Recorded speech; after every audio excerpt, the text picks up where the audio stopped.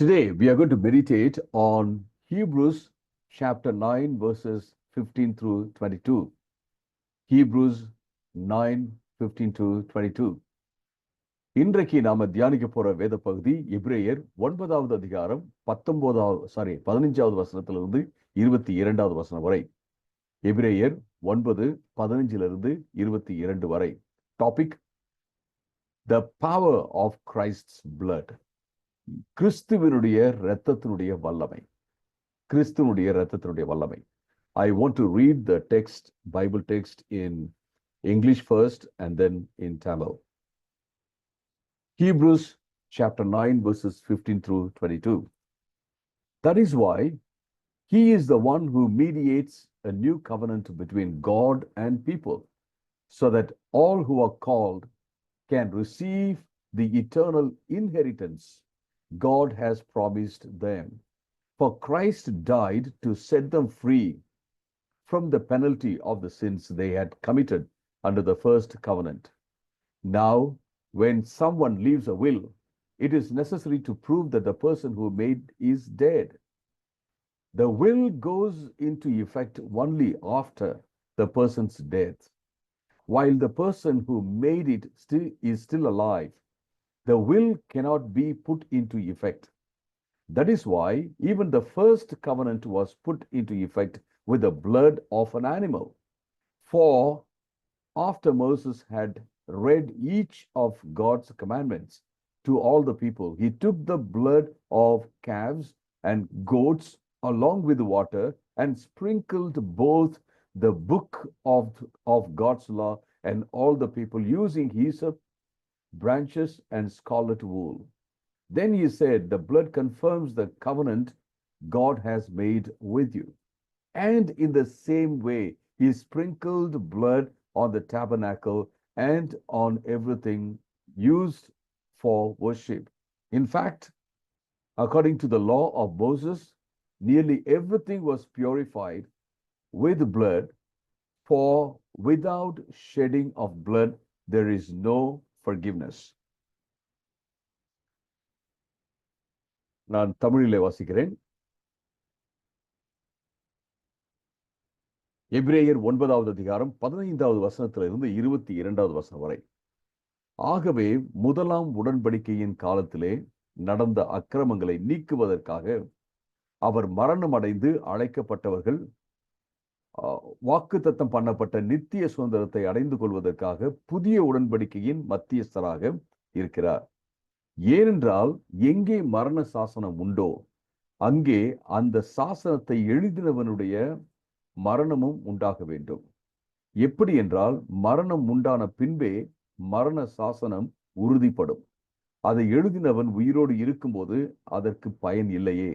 அப்படியே முதலாம் உடன்படிக்கையும் இரத்தம் இல்லாமல் உறுதி செய்யப்படவில்லை. எப்படி என்றால், மோசே நியாய பிரமாணத்தினால் எல்லா மக்களுக்கும் எல்லா கட்டளைகளையும் சொன்ன பின்பு இளங்காளை, வெள்ளாட்டுக்கடா இவைகளின் இரத்தத்தை தண்ணீரோடு சிவப்பான ஆட்டு முடியோடும் ஈசோப்போடும் எடுத்து புத்தகத்தின் மேலும் மக்கள் எல்லோர் மேலும் தெளித்து, தேவன் உங்களுக்கு கட்டளையிட்ட உடன்படிக்கையின் இரத்தம் இதுவே என்று சொன்னான். இவ்விதமாக கூடாரத்தின் மேலும் ஆராதனைக்குரிய எல்லா பனிமுட்டுகளின் மேலும் இரத்தத்தை தெளித்தார். நியாய பிரமாணத்தின்படி ஏறக்குறைய எல்லாம் இரத்தத்தினாலே சுத்திகரிக்கப்படும். இரத்தம் சிந்துதல் இல்லாமல் மன்னிப்பு உண்டாகாது. ஆகவே பரலோகத்தில் உள்ளவைகளுக்கு சாயலால் 22வது வசனம் வரைத்தான்.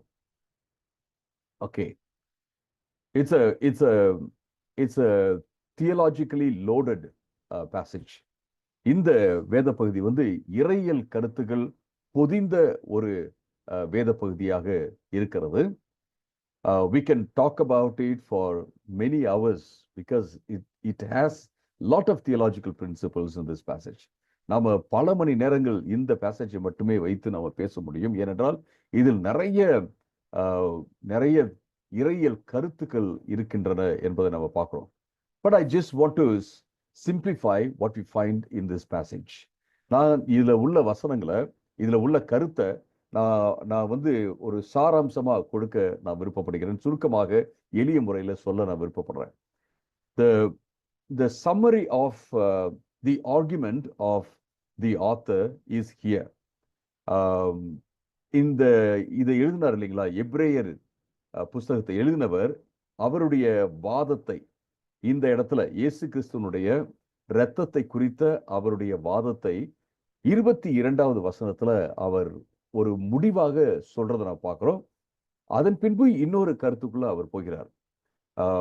So let's read verse 22 in English and Tamil before we get into what all God has for us from this passage. I will read it in Tamil first because that's open right now. நான் முதலாவது நான் தமிழ்ல வாசிக்கிறேன். நம்ம தமிழ்லையும் இங்கிலீஷ்லையும் வாசிச்சுட்டு அதுக்கப்புறம் ஆண்டவர் இந்த வசனங்கள்ல என்ன வச்சிருக்கிறார் அப்படிங்கிறத நம்ம பார்க்கலாம். 22வது வசனத்தை நான் மீண்டும் வாசிக்கிறேன். நல்லா கவனிங்க. நியாய பிரமாணத்தின்படி ஏறக்குறைய எல்லாம் இரத்தத்தினாலே சுத்திகரிக்கப்படும். இரத்தம் சிந்துதல் இல்லாமல் மன்னிப்பு உண்டாகாது. Okay, now in English, verse number 22. In fact, according to the law of Moses, nearly everything was purified with blood. For without the shedding of blood, there is no forgiveness. Without the shedding of blood, there is no forgiveness. மோசே உடன்படிக்கைய மக்களோட உண்டாக்குன போது கர்த்தருடைய சார்பில் கர்த்தர் மூலமாக கர்த்தர் அவனுக்கு கட்டளையிட்டபடி அவன் வந்து மக்களோட உடன்படிக்கை உண்டாக்கின போது, அல்லது ஆண்டவர் மோசையின் மூலமாக மோசையை வந்து மத்தியஸ்தரா வச்சு, அல்லது மக்களுக்கு வந்து மோசே மத்தியஸ்தரா இருந்து அவர் என்ன செய்றாரு, உடன்படிக்கை உண்டாக்கப்படுகிறது. So when Moses initiated or constituted the covenant with the people for God, I mean, he was the channel. God, I can put it this way, God made the covenant. When God made the covenant through Moses with the people, Moses had to kill animals and take the blood, mix it with the water, and then with the hyssop grass, it's a plant, it's a grass. So he took it and then sprinkled on the people and on everything that was meant for worship. I mean, as tools people used to worship, like vessels and everything in the tabernacle. So இங்க நம்ம என்ன பார்க்கிறோம்னா, மோசே மூலமாக ஆண்டவர் ஒரு உடன்படிக்கையை மக்களோட உண்டாக்கின போது மோசே என்ன பண்ணாரு, ஆட்டுக்கடாக்களையும் காளையையும் வெட்டி அதனுடைய இரத்தத்தை எடுத்து, அந்த இரத்தத்தை அந்த ஈசோப் புல்லுனால அதை டிப் பண்ணி அதை எடுத்து என்ன செய்யறாருன்னா எல்லா மக்கள் மேலையும் அவர் வந்து தெளிக்கிறாரு. அப்புறம் பனிமூட்டுகள் அப்படின்னா அந்த ஆசாரிப்பு கூடாரத்துல இருக்கிற அந்த பொருட்கள்லாம் இருக்குங்களா, ஆராதிப்பதற்காக அவங்க என்னென்னலாம் வச்சிருக்கிறாங்களோ, அது புஸ்தகம் மற்ற காரியங்கள் எல்லாத்து மேலே என்ன செய்யறாரு, அவர் தெளிக்கிறாரு. This act of sprinkling the blood mixed with water on the people and on the things there symbolized the sanctification or purification of the people and the things in the tabernacle. நம்ம என்ன பார்க்கிறோம் அப்படின்னா, இந்த மக்கள் மேல அந்த இரத்தத்தை எடுத்து தெளித்ததும், இந்த பனிமூட்டுகள் மேல அல்லது பொருட்கள் மேல, ஆசாரிப்பு கூடாரத்தில் இருந்த பொருட்கள் மேல அவர் வந்து இரத்தத்தை தெளித்ததும் எதை காண்பிக்கிறது என்றால், இவைகள் எல்லாம் சுத்திகரிக்கப்பட்டது என்பதை ஒரு சடங்காக இது காண்பிக்கிறது அப்படிங்கிறத நம்ம பார்க்கிறோம். ஏன் இது என்ன பிக்சர் இது கொடுக்குது அப்படின்னா, so if somebody, the word covenant here as used in the Greek language in this passage, Hebrews chapter 9, actually means will. It's not simply covenant. See, look at the different meanings for the word covenant. இந்த இடத்துல உடன்படிக்கை அப்படிங்கிற அந்த வார்த்தைக்கு நம்ம தமிழ்லையோ இங்கிலீஷ்லயோ வாசிக்கிற அந்த கவர்னன்ட் அல்லது உடன்படிக்கை அப்படிங்கிறதுக்கான கிரேக்க பதம் என்ன அர்த்தத்தை கொடுக்குது அப்படின்னா வில். வில் அப்படின்னா வில்லுன்னா என்ன தமிழ்ல சொல்லுன்னு தெரியல, யாராவது இந்த சொல்லுங்க. வில் அப்படின்றது சொத்தெல்லாம் எழுதி வச்சுட்டு போயிடுறாங்கல்ல, உயில் உயில் சாரி உயில வந்து எழுதி வச்சுட்டு போயிடுறாங்கல்ல. ஒருத்தர் வந்து உயில் எழுதுறாரு, என் சொத்து எல்லாமே என்னுடைய பிள்ளைகளுக்கு அல்லது வேற யாருக்கோ அப்படின்னு சொல்லிட்டு எழுதி வைக்கிறாரு. ஸோ தட் அந்த உயில் அந்த வில்லு அப்படிதான் இந்த இடத்துல உடன்படிக்கைக்கு அர்த்தமாக இருக்கிறது அப்படிங்கிறத பார்க்கிறோம். And when the person, testator or the person who made the will is dead, the inheritance comes into effect. அந்த யார் உயில எழுதினாங்களோ அந்த உயில எழுதினவர் மரிக்கும் போதுதான் என்ன ஆகுதுன்னா அந்த முழு சொத்தும் அந்த சுதந்திரம் வந்து பெற்றுக்கொள்வதற்காக தகுதி உள்ளதாக மாறுகிறது, பெற்றுக்கொள்ள முடியும் அப்படிங்கிற ஒரு நிலைக்கு வருகிறது அப்படிங்கிறத பார்க்கணும். Similarly, here the argument is, in the Old Testament, the animals were dead so that they could inherit whatever the Lord had for them in the covenant. அங்க அனிமல்ஸ், அங்க அந்த விலங்குகள் வந்து அடிக்கப்பட்டது, அதனுடைய ரத்தம் வந்து தெளிக்கப்பட்டது. அதன் மூலமாக இவர்கள் என்ன புரிஞ்சுக்கணும் அப்படின்னா இவர்களுடைய இடத்துல அந்த விலங்குகள் வந்து இறந்து விட்டது. எனவே அந்த உடன்படிக்கை மூலமாக வருகிற எல்லா ஆசீர்வாதங்களும் இவர்களுக்கு வருகிறது என்பதை புரிஞ்சுக்கலாம். ஏன்னா the one who made the will is dead, symbolically அடையாள சின்னமாக, அதாவது சொத்த உயில எழுதினவர் என்ன செய்தாரு, அவர் வந்து மரித்து விட்டார் அப்படின்னு புரிஞ்சுக்கலாம். Here in the case of Jesus Christ, Jesus died so that the will comes into effect. இயேசு கிறிஸ்து மரித்து விட்டார், எனவே இந்த உயில் என்ன ஆகுது அப்படின்னா அது வந்து ஒரு, அதாவது பயன்படுத்தக்கூடிய ஒரு எஃபெக்டுக்கு வருது. எனவே நாம அந்த புதிய உடன்படிக்கை மூலமாக வருகிற எல்லா ஆசீர்வாதங்களையும் நாம பெற்றுக்கொள்ள முடியும் அப்படின்னு சொல்றதை நம்ம பார்க்கிறோம். ஸோ இந்த இதை தான் அவர் வைக்கிறார். இதை வச்சு இந்த உடன்படிக்கையின் கான்டெக்ட்ல, இந்த context of the covenant, new covenant, the Bible says, without the shedding of blood there is no forgiveness. இந்த உடன்படிக்கையின் சூழல்ல தான் வேத வசனம் இந்த இடத்துல சொல்லுகிறது, இரத்தம் சிந்துதல் இல்லாம பாவ மன்னிப்பு இல்லை என்று சொல்வதை பார்க்கிறோம். unless the goats and bulls are cut and the blood mixed with the water and that blood with water sprinkled on the people and all the things, there is no purification, and that only opens the door for forgiveness, that only opens the door for a covenant. And so without this shedding of blood there is no forgiveness. இந்த காளைகளையும் அல்லது அந்த ஆடையும் வெட்டி அதனுடைய ரத்தத்தை வந்து தண்ணீர்ல கலந்து அந்த தண்ணீர்ல கலக்கப்பட்ட அந்த ரத்தத்தை மக்கள் மேலையும் பனிமூட்டுகள் மேலையும் அங்க ஆசரிப்பு கூடத்தில் உள்ள பொருட்கள் மேலேயும் தெளிப்பதன் மூலமாக அங்க தூய்மை அடைய, அதாவது பொருட்களும் மக்களும் தூய்மை அடைகிறார்கள். அது மட்டுமல்ல, அடையாள சின்னமாக தூய்மை அடைகிறார்கள். அது மட்டுமல்ல, இது வந்து எதை காண்பிக்கிறது அப்படின்னா இவர்களுக்கு ஒரு உடன்படிக்கை ஏற்படுத்தப்பட்டிருக்கிறது என்பதை காண்பிக்கிறது. உடன்படிக்கை மூலமாக அவர்கள் என்னென்ன காரியத்தை, ஆண்டவருடைய ஆசீர்வாதங்களை அவங்க சுதந்திரித்துக் கொள்ளலாம் என்பதை காண்பிக்கிறது. அது மட்டுமல்ல, அவர்கள் தேவனுடைய மன்னிப்பு மற்றும் எல்லா நன்மைகளையும் அவர்கள் பெற்றுக்கொள்ள முடியும் என்பதையும் காண்பிக்கிறது அப்படிங்கிறத நம்ம பார்க்கிறோம். Okay, now let's say the goats are killed, the bulls are killed, it's mixed with water and sprinkled on the people. Will all the people be forgiven automatically? இப்ப காளை வெட்டியாச்சு, காளை வெட்டிட்டாங்க, ஆட்டை வெட்டிட்டாங்க, அந்த ரத்தத்தை வந்து என்ன செய்றாங்க, தண்ணீரோட கலந்து மக்கள் மேலெல்லாம் தெளிச்சாச்சு. தெளிச்சதுனால எல்லாரும் அப்படியே ஆட்டோமேட்டிக்கா அவங்க மன்னிக்கப்பட்டுருவாங்களா அப்படின்ற ஒரு கேள்வி இருக்கு. The answer is no. பதில் என்ன அப்படின்னா இல்லை. It's only a covenant which God made with the people through the blood. மக்களோட ஆண்டவர் வந்து ஒரு உடன்படிக்கையை அவர் உண்டாக்குறார். இந்த ஆட்டு இரத்தத்தின் மூலமாக அவர் உண்டாக்குறார் அப்படிங்கறத நாம பார்க்கிறோம். It's just a covenant. In covenant there are conditions.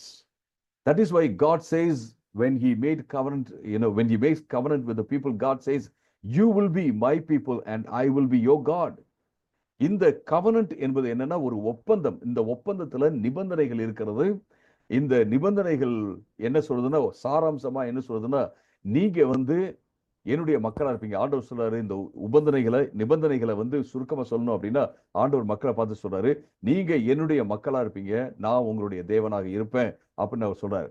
As long as this condition is fulfilled, the covenant is in effect and the covenant is useful to the people, and covenant opens doors for people to enjoy the blessings of the covenant. இந்த நிபந்தனை எப்போது வரைக்கும் காப்பாற்றப்பட்டு வருகிறதோ அது வரைக்கும் பாத்தீங்க அப்படின்னா இந்த உடன்படிக்கை இஃபெக்ட்ல இருக்கு. அது மட்டுமல்ல, இந்த உடன்படிக்கை வந்து இவர்களுக்கு ஆசீர்வாதமாக இருக்கிறது. இந்த உடன்படிக்கை மூலமாக யாரெல்லாம் அந்த நிபந்தனையை வந்து நிறைவேற்றுகிறார்களோ அத்தனை பேர்களும் ஆண்டவருடைய ஆசீர்வாதங்களை பெற்றுக்கொள்வார்கள் என்று நம்ம பார்க்கிறோம். Even now, through Jesus Christ, through the blood of Jesus Christ, this new covenant is made with the people. இந்த இப்ப கூட நீங்க பாத்தீங்க அப்படின்னா, இயேசு கிறிஸ்துவின் மூலமாக இந்த புதிய உடன்படிக்கை வந்து மக்களோட உண்டாக்கப்பட்டிருக்கிறது அப்படிங்கறத நம்ம பார்க்கிறோம். But does it mean that all people in the world will be saved?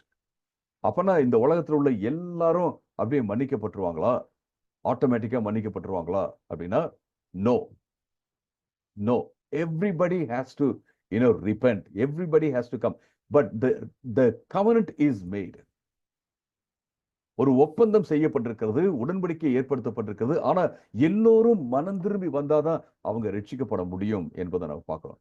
But the provision of salvation is available. ஆண்டவர் தருகிற அந்த ரட்சிப்பு, ஆண்டவர் தருகிற அந்த விடுதலை என்பது அங்க இருக்கிறது என்பதை நம்ம பார்க்கிறோம். So what do we find here? The blood of Jesus Christ is a purifying agent. நம்ம இங்க என்ன பார்க்கிறோம் அப்படின்னா, இயேசு கிறிஸ்துவுடைய இரத்தமானது நம்மை சுத்திகரிக்கும் ஒரு காரியம் என்பதை நம்ம பார்க்கிறோம். We are washed by the blood of Jesus. That's why we say we are washed by the blood of Jesus. அதனால தான் நம்ம என்ன சொல்றோம் அப்படின்னா, நம்ம இயேசுவின் இரத்தத்தினால கழுவப்பட்டிருக்கிறோம் என்று நாம சொல்றோம். It didn't happen because we were outside the covenant. It happened because we came inside the covenant. நாம இந்த உடன்படிக்கையின் வெளியில இருந்ததுனால இது உண்டாகவில்லை. நாம இந்த உடன்படிக்கை உள்ள வந்ததுனால இது உண்டானது. Even though the blood was sprinkled on all the people, sometimes some gurus sprinkle some holy water on all the people. I can imagine. எப்படி நம்ம இந்த காலத்துல நம்ம பார்க்கிறோம்ல, இந்த புனித தண்ணீரை வந்து மக்கள் மேல தெளிக்கிறாங்க இல்லைங்களா? அது போல அன்றைக்கு இந்த ஈசோப்பு புல்ல வந்து அதுல தோய்த்து அவர்கள் என்ன செஞ்சாங்க, எல்லார் மேலையும் மோசே வந்து இரத்தத்தை தெளித்தார். That was, whoever came under that sprinkling, they agreed with the covenant. யாரெல்லாம் அந்த ஸ்பிரிங்க்லிங்க்கு கீழே, அந்த தெளிக்கப்படுவது கீழே வந்தாங்களோ அவர்கள் எல்லோரும் அந்த உடன்படிக்கையை அவர்கள் ஏற்றுக்கொண்டார்கள். But everybody had to repent. ஆனா ஒவ்வொருத்தரும் தனிப்பட்ட விதத்துல பாத்தீங்க அப்படின்னா அவர்கள் மனம் திரும்ப வேண்டியதாக இருந்தது என்பதை நான் பார்க்கிறோம். This is a very important concept. My friends, today we don't look at the blood of Jesus Christ. Many Christians, we don't look at the blood of Jesus Christ as something Jesus gave for the purification of the people. இன்னைக்கு நிறைய பேர் பாத்தீங்க அப்படின்னா இயேசு கிறிஸ்துவுடைய இரத்தத்தை மக்களை வந்து தூய்மைப்படுத்தும் ஒரு காரியமாக இன்றைக்கு பார்க்கவே இல்லை. They see it as something magical. இதை வந்து ஒரு மந்திர சக்தி உள்ள ஒரு காரியமாக நிறைய பேர் இன்னைக்கு நான் இதை பார்க்கறத நான் பார்த்துருக்கிறேன். But primarily we know if we take a focus of this, then we don't get the real meaning of the blood of Jesus Christ. நாம நாம வந்து இயேசு கிறிஸ்துவனுடைய ரத்தத்தினால கழுவப்படுற அந்த கான்செப்டை நாம புரிஞ்சுக்கல அப்படின்னா, அதை வந்து நம்ம வாழ்க்கையில பயன்படுத்தல அப்படின்னா, நாம இதனுடைய முக்கியமான நோக்கத்தை அதிலிருந்து நாம எடுத்து விடுகிறோம் என்று நம்ம பார்க்கிறோம். Today I see a lot of people, once again I want to mention it here. I see a lot of people praying over water, saying, God, turn it into blood. And then they sprinkle the water on the corners of the house so that the house will be protected. இன்னைக்கு நான் நிறைய பேர் பார்த்துருக்கேன், தண்ணீரை எடுத்து அதில் Germany, ஆண்டவரே இந்த தண்ணீரை ரத்தமா மாத்துங்க, ஆண்டவரே உடைய ரத்தமா மாத்துங்கன்னு சொல்லிட்டு அதை எடுத்து என்ன செய்யறாங்க, அந்த வீடுகளில் மூளைகள்ல எல்லாம் தெளித்து, ஆண்டவர் இந்த வீட்டை வந்து காப்பாத்துங்க, நீங்க தான் ப்ரொடெக்ட் பண்ணோம், உங்களுடைய பவர் இதுல இருக்கு அப்படின்னு சொல்லிட்டு சொல்றதை நம்ம பார்க்கிறோம். Is there power in the blood of Jesus? Yes. Is there protection in the blood of Jesus? Yes. We are protected by the blood of Jesus Christ. Since we are washed, but it begins with the washing of our sins. நமக்கு வந்து பாதுகாப்பு இருக்கா? இயேசுவின் இரத்தத்துல பாதுகாப்பு இருக்கா? நிச்சயமாக. இயேசுவின் இரத்தத்துல வல்லமை இருக்கா? நிச்சயமாக. But it begins with the purification of the person. It begins with the forgiveness of sins. இது எங்க இருந்து ஸ்டார்ட் ஆகுது அப்படின்னு கேட்டீங்கன்னா, நம்ம தூய்மைப்படுத்தப்படுவது மூலமாக, இயேசுவின் இரத்தத்தினால தூய்மைப்படுத்தப்படுவதன் மூலமாக இது ஆரம்பிக்கிறது, கழுவப்படுவதன் மூலமாக ஆரம்பிக்கிறது, இது நம்முடைய பாவங்கள் மன்னிக்கப்படுவதன் மூலமாக ஆரம்பிக்கிறது என்பதை நம்ம பார்க்கிறோம். If my sins are not forgiven and I simply chant like mantra, Jesus blood, the blood of Jesus, blood of Jesus, blood of Jesus, it's not going to work. நான் வந்து என்னுடைய பாவங்கள் மன்னிக்கப்படாம நான் இயேசு கிட்ட வராம நான் வந்து இயேசுவின் ரத்தம், இயேசுவின் ரத்தம், இயேசுவின் ரத்தம் அப்படின்னு நான் சொல்லிட்டே இருக்கிறேன் அப்படின்னா நிச்சயமாக அது ஒர்க் ஆக போறதே கிடையாது. ஏன் அப்படின்னா இது வந்து மந்திரம் கிடையாது, இது மந்திரமே கிடையாது. But I need to be forgiven. I need to be purified by the blood of Jesus. இயேசு கிறிஸ்துவினுடைய இரத்தத்தினால நான் வந்து கழுவப்பட வேண்டும், இயேசுவின் இரத்தத்தினால நான் மன்னிக்கப்பட வேண்டும் அப்படிங்கிறத பார்க்கிறோம். இது ரொம்ப ரொம்ப important. As we are fasting and praying these days until April the 17th, April 14ஆம் தேதி வரைக்கும் நாம ஃபாஸ்டிங் எடுத்து உபவாசம் எடுத்து நாம ஜெபித்து கொண்டிருக்கிற இந்த நாட்கள்ல, as we are seeking God for personal revival, நம்ம ஆண்டவரை ஒரு தனிப்பட்ட விதத்துல எனக்கு ஒரு எழுப்புதலை தாங்க அப்படின்னு நாம கேட்கும்போது, let's look at Jesus Christ, let's look at the blood of Jesus as a purifying agent. நாம இயேசு கிறிஸ்துவின் ரத்தத்தை இந்த நாட்கள்ல நம்ம உபவாசித்து ஜெபிக்கும் போது, ஆண்டவரே என்ன நீங்க மாற்றுங்க, இன்னும் நான் உங்களிடத்துல கிட்டி சேரணும் அப்படின்னு சொல்லி நம்ம ஜெபிக்கும் போது நம்ம இயேசுடைய ரத்தத்தை நம்ம பார்ப்போம், இயேசு சிலுவையில இருக்கிறத பார்ப்போம். அதை பார்த்து என்ன நினைக்கணும் அப்படின்னா, என்னுடைய கழுவுதல், என்னுடைய சுத்திகரிப்பு வந்து ரொம்ப இம்பார்ட்டன்ட் அப்படிங்கிறத பார்க்கறது ரொம்ப ரொம்ப முக்கியமான ஒரு காரியம். I was listening to Reinhard Bonnke in a video. Reinhard Bonnke அப்படிங்கிற ஒரு தேவ மனுஷருடைய ஒரு செய்தியை நான் கேட்டுக்கொண்டிருந்தேன்.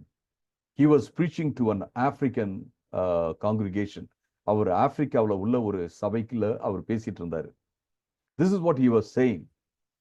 Even if there are 1,000 soap factories in a country, thousands and thousands of soap factories in a country, even if somebody is working in a soap factory, unless that person takes the soap and applies it to his body or washes his dirt with the soap is not going to be effective. A soap is not actually used. ஒரு தேசத்துல நிறைய soap factory இருக்குன்னு வச்சுங்களேன், ஆயிரக்கணக்கான soap factories இருக்குன்னு வச்சுக்கோங்களேன். அது மட்டும் இல்ல, ஒரு நபர் வந்து சோப்பு ஃபேக்டரியிலேயே வேலை செய்யறாரு அப்படின்னு நம்ம வச்சுக்கோமே. அந்த சோப் ஃபேக்டரியிலே வேலை செஞ்சாலும் அந்த சோப்பை எடுத்து அந்த ஆளு தனக்கு போட்டுக்கொண்டு தன்னுடைய அழுக்கை வந்து அவர் வந்து நீக்காம போனார் அப்படின்னா அந்த சோப்புனால அவருக்கு எந்த விதமான பிரயோஜனமும் இல்லை. அவர் யூஸ் பண்ணாத வரைக்கும் அதனால எந்த பிரயோஜனமும் இல்லை அப்படிங்கிறத நான் பார்க்கிறோம். ஐ ஐ ஐ ஐ see many Christians today struggling with the demonic oppressions and several other things that actually come against them from the kingdom of darkness. இன்னைக்கு நான் நிறைய பேரை பார்த்திருக்கேன். பிசாசுகளுடைய தொல்லையில இருப்பாங்க. துஷ்ட ஆவிகள் அவர்களை வந்து தாக்குது அப்படின்னு சொல்லுவாங்க. அது மட்டுமல்ல, இந்த இருளின் அந்தகாரம் அவர்களுக்கு எதிராக வேலை செய்யுது அப்படின்னு எல்லாம் அவங்க சொல்லிட்டு இருப்பாங்க.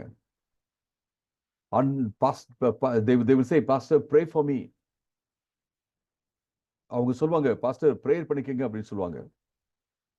I just want to tell you, my friends, you just have to keep this in mind. Even if all the powers of darkness come against you, every power of witchcraft comes against you, or the demonic powers come against you, you don't need to worry about it, because you are already protected by the blood of Jesus Christ. You are under the blood of Jesus Christ. What do we mean by under the blood of Jesus Christ? Because just as Moses sprinkled the blood, and the people were under the blood of Jesus Christ, under the blood of the goats and bulls, because they were ready for the covenant. They were ready to come into the covenant relationship with Jesus Christ. நாம பல வேளைகளை சொல்றோம் இல்லைங்களா, நம்ம ரத்தத்தின் கீழே, இயேசுவின் ரத்தத்தின் கீழே இருக்கிறோம் அப்படின்னா என்ன அர்த்தம்? இயேசுடைய ரத்தத்தின் கீழே இருக்கிறோம் அப்படின்னா எப்படி மோசே அந்த ரத்தத்தை வந்து தெளித்தாரோ, அந்த தெளிப்பினுடைய கீழே இந்த மக்கள்லாம் வந்தாங்களோ, எதுக்கு வந்தாங்க அவங்க? ஆண்டவரே, உங்களுடைய கவனன்ட் உறவுக்குள்ள, உடன்படிக்கை உறவுக்குள்ள நாங்க வர்றதுக்கு தயாரா இருக்கோம், நாங்க வர்றோம் அப்படின்னு சொல்லிட்டு அங்க வந்து நின்னாங்களோ, அதே போல நாம என்ன சொல்றோம்னு கேட்டீங்கன்னா, நாம இயேசு கிறிஸ்துவுடைய அந்த உடன்படிக்கை உறவுக்குள்ள நம்ம வந்துட்டோம் இல்லைங்களா, அதன் மூலமாக நாம காக்கப்படுகிறோம் என்று சொல்லி நம்ம பார்க்கிறோம். It's not through saying the blood of Jesus, blood of Jesus, blood of Jesus. அதாவது இயேசு கிறிஸ்துவோட ரத்தம் அப்படின்னு சொல்றதுனால நம்ம ப்ரொடெக்ட் ஆகப்படுறது இல்லை. We have to be living in the new covenant relationship with Jesus Christ. எந்த இந்த உறவுக்குள்ள, எந்த உடன்படிக்கைக்குள்ள நம்ம வந்திருக்கிறோமோ, அந்த உடன்படிக்கைக்குள்ள வந்ததுனால நம்ம என்ன செய்ய முடியும் அப்படின்னா, நம்ம வந்து இயேசு ரத்தம் ஜெயம் ஜெய, இயேசு ரத்தம் அப்படிலாம் சொல்லவே தேவையில்லை. நாம அந்த உடன்படிக்கைக்குள்ள இருக்கிறதுனாலயே நாம வந்து காப்பாற்றப்படுகிறோம். நமக்கு எதிராக எந்த விதமான சக்திகளும் வேலை செய்ய முடியாது. நமக்கு எதிராக எந்த பில்லி சுனியமும் வேலை செய்ய முடியாது. நமக்கு எதிராக எந்த பிசாசனுடைய ஆயுதங்களும் வர முடியாது அப்படிங்கிறத பார்க்கிறோம். இதை வந்து நாம மனதிலே வைத்துக் கொள்வது மிக மிக முக்கியமான ஒரு காரியம். This covenant relationship, because the blood is about the covenant. இந்த உடன்படிக்கையின் உறவு ரொம்ப ரொம்ப முக்கியமானது. ஏன் அப்படின்னா, உடன்படிக்கையின் உறவு அப்படின்னாவே இந்த ரத்தத்தின் மூலமாக தான் அது உருவாக்கப்பட்டிருக்கிறது அப்படிங்கிறத பார்க்கிறோம். இது ரொம்ப முக்கியமான ஒரு காரியம் அருமையானவர்களே.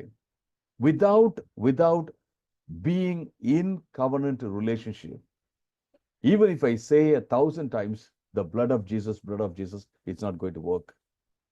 நான் வந்து இந்த உடன்படிக்கை உறவுல நான் இல்லாம, இந்த உடன்படிக்கை உறவுல நிலைச்சு இல்லாம, நான் வந்து எத்தனை முறை நான் வந்து இயேசுவின் ரத்தம் சொன்னாலும் அது வந்து பயனுள்ளதா இருக்க போறதே கிடையாது. I still remember what happened to a sister called Elizabeth long back. She was followed by 2-3 people who were trying to harm her. So இந்த எலிசபெத் அப்படிங்கிற ஒரு சிஸ்டர் இருந்தாங்க.